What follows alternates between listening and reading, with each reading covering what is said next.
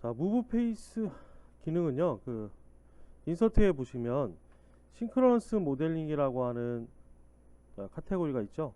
거기에 보면 무브 페이스라고 하는 기능이 있는데, 이 싱크로너스 모델링이라고 하는 거는, 그러니까 이런 지금 보면은 여기 파트 내비게이터에 보면 파라메타가 없는, 그러니까 언파라메타 바디가 이렇게 나와 있죠. 그러니까 파라메타가 없는 형상인데, 이 형상을 손쉽게 수정하기 위해서 사용하는 기능이다 라고 보시면 돼요. 자, 툴바를 꺼내 가지고 좀 보도록 하죠. 싱크로너스 모델링 툴바를 열어서, 자, 보면 싱크로너스 모델링의 무브 페이스, 자, 무브 페이스라고 하는 게 여기에 보면 이런 아이콘이 있어요. 그죠? 무브 페이스라고 하는 아이콘이 있죠. 자, 무브 페이스를 실행을 해서 보도록 하겠습니다. 이 무브 페이스라고 하는 거는 말 그대로 내가 선택한 면을 이동시켜 주는 기능이라고 보면 돼요. 그러니까 여기에 있는 이 면을 선택을 해 볼게요. 앞쪽에 있는 이 면을 이렇게 선택을 하고, 그 다음에 모션이라고 하는 부분, 여기 밑에 트랜스폼의 모션이라고 하는 부분이 있는데, 자, 요거는 우리가 에디트의 무브 오브젝트에서 봤던 그 모션과 동일한 겁니다. 그죠? 우리가 무브 오브젝트에서 여기 안에 있던 기능들 다 배웠었죠. 동일한 기능이고요. 자, 이동할 면을 선택을 하고, 그 다음에 자, 디스턴스인 경우에는 디스턴스를 해놓고, 그 다음에 이동할 방향, 자, X 방향이다 라고 이렇게 맞춰주고, 거리값을 입력을 하게 되면, 자, 거리값을 20만큼 이동하고 싶다 그러면 이 면이 20만큼 이동이 되죠. 거리값 20만큼 이동이 되고요. 자, 그 다음에 이런 면이 아니라 이 형상 자체도 옮길 수가 있습니다. 여기에 보면 이렇게 실린더 형상이 있죠. 실린더가 있고 홀이 뚫려 있는데, 자, 이 면과 이 면, 그리고 이 실린더의 외측면까지 같이 선택을 하게 되면, 그리고 X 방향이고 50mm만큼 이동하고 싶다 그러면 이렇게 50mm만큼 이동이 되는 거예요. 여기에 있던 이 형상이 이쪽으로 50mm만큼 이렇게 이동이 되죠. 다시 한번 해볼게요. 자, 리셋 누르고, 자, 여기 이면, 이면을 선택을 하고, 그 다음에 맨 첫 번째 모션 기능이 디스턴스 앵글이라고 하는 기능인데, 이 디스턴스 앵글이라고 하는 기능은, 그러니까 디스턴스, 그러니까 거리값과 각도값을 동시에 적용을 할 수가 있어요. 지금 보면은 스펙시파이 디스턴스 벡터라고 나오죠. 그러니까 디스턴스의 기준이 되는 축을 선택을 하고, 여기에서 제가 X축이라고 해볼게요. X축이고, 그 다음에 피봇 포인트라고 하는 게 나오죠. 밑에 피봇 포인트라고 하는 거는 이 형상을 각도를 줘서 회전을 시킬 때에 고정되어 있는 점을 얘기해요. 우리 각도 줄 때 기준점 주잖아요. 기준면이나 이런 것들 주게 되죠. 드라프트 할 때 똑같다라고 보시면 되고요. 자, 피벗 포인트를 그러면 밑에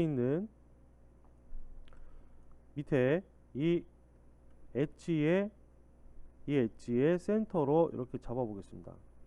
잡으면 여기에 디스턴스 앵글이라고 하는 이 핸들이 생기죠. 핸들이 계속 있었는데, 자, 여기에서부터 이렇게 직관적으로 여러분들이 이 볼을 잡고, 그죠? 이 폴을 잡고 이렇게 회전을 시키거나, 또는 여기에서 값을 입력할 수도 있어요. 자, 디스턴스는 30mm고, 그 다음에 회전 각도는 45도다 이렇게 입력을 할 수도 있고요. 또는 여기 이 다이얼로그에서 직접 입력을 할 수도 있죠. 자, 이 위치에서 30mm만큼 이동해서 45도로 꺾겠다. 그럼 이렇게 30mm 와서 45도로 꺾이게 되죠. 이 형상이. 이게 모션에 있는 기능에 따라서 다양하게 활용할 수 있으니까 참고하시고요. 자, 그리고 디스턴스일 때, 디스턴스로 맞춰 놓고, 자, 방향을 방향 여기에 보면 이 참조할 수 있는 벡터가 나오죠. 이 벡터를 x축으로 하고 그러면 여기에 화살표가 나오잖아요. 우리가 아까 여기다 값을 입력을 했었죠.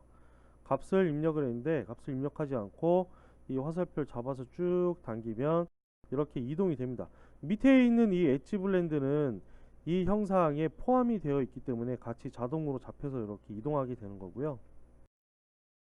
쭉 당겨서 다른 형상과 만나게 되면 보세요. 여기 있던 엣지 블렌드가 이 형상과 만나서 그죠? 변화가 되죠.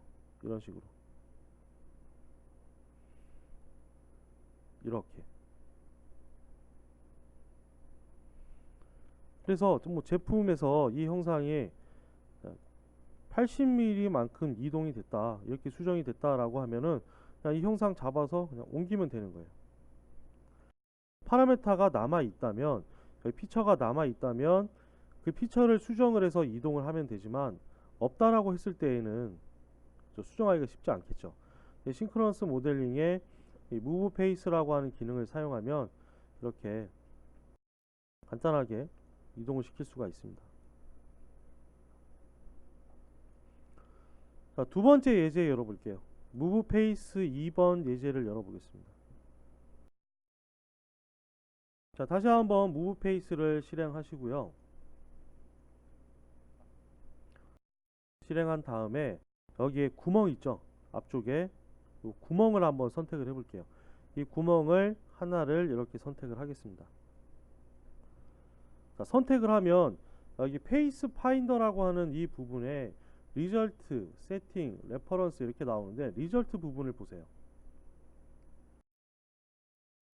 자, 리절트 부분에 보면은 여기에 여러가지 항목이 나오죠. 코엑시얼도 있고 코플래너도 있고 그 다음에 이퀄 레디우스도 있고 옵셋도 있고 시메트리, 그 다음에 코플래너 엑시스 이런 것도 있는데 이게 뭐냐 하면 코엑시얼 하게 되면은 이 체크를 이렇게 해주면 이 형상과 동심에 있는 형상을 다 선택을 하겠다는 얘기예요. 찾아주겠다는 얘기입니다. 그죠? 여기까지 선택이 됐죠. 이 실린더 면, 이 실린더 면이 선택이 됐죠. 자, 코플래너 볼까요? 코플래너 하게 되면 같은 평면상에 있는 이 구멍이 이렇게 선택이 되죠. 또는 체크 끄고요. 이퀄 레디우스 하게 되면 자, 이 구멍의 레디우스와 이 구멍의 레디우스가 같기 때문에 같은 값을 가진 레디우스를 선택을 할 수가 있어요.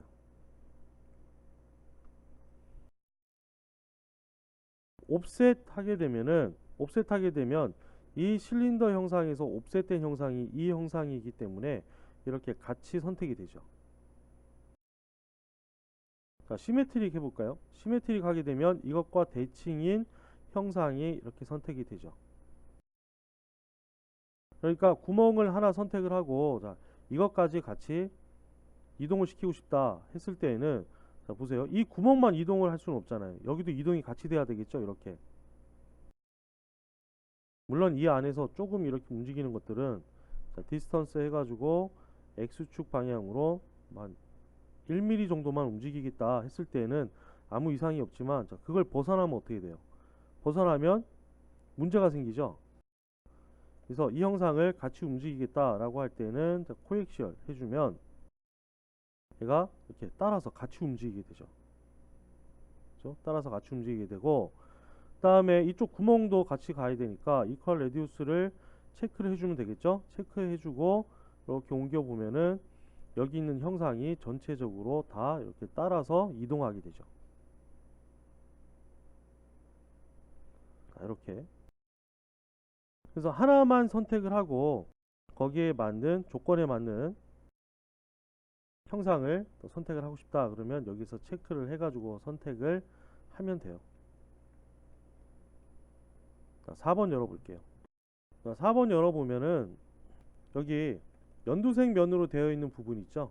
자, 이 부분을 무브 페이스를 이용해서 이동시킬 겁니다. 이 면을. 자, 이 면 선택하고 디스턴스 해가지고 X축 방향으로 자, 이 화살표를 잡아서 이렇게 쭉 빼볼게요. 뺐을 때 자, 보세요. 지금 이 면 있죠, 이 형상. 그죠? 이 형상을 내가 이 연두색 면이 만났을 때 지금은 어떻게 돼요? 만났을 때 이 돌출되던 이 면이 이동되던 면이 여기에서 멈추고 대신 이 형상에 맞춰서 다른 형상이 이렇게 돌출이 되죠. 이거는 세팅해 보면 Move Behavior라고 하는 옵션이 있는데요. 이 옵션하고 그 다음에 Overflow Behavior라고 하는 게 있죠. 여기를 볼게요. 이건 뭐냐 하면 Move 같은 경우에는 이 면 자체를 이렇게 이동시켜 주는 기능이고요. Cut and Paste는 이 면을 잘라내게 한 다음에 붙여넣기 개념으로 사용을 하게 됩니다. 그런데 Move and 어댑터로 맞춰 놓으시고요. 그 다음에 Overflow Behavior에서 현재는 오토매틱으로 되어 있죠. 이 부분이 오토매틱으로 되어 있는데 여기를 클릭해 가지고 Extend Change Pace로 맞춰 보면은 이 연두색 면이 돌출되면서, 그러니까 이동이 되면서 여기에 있던 이 형상을 지나쳤을 때 그냥 덮어버려요. 이렇게 덮어버리죠. 쭉 오다가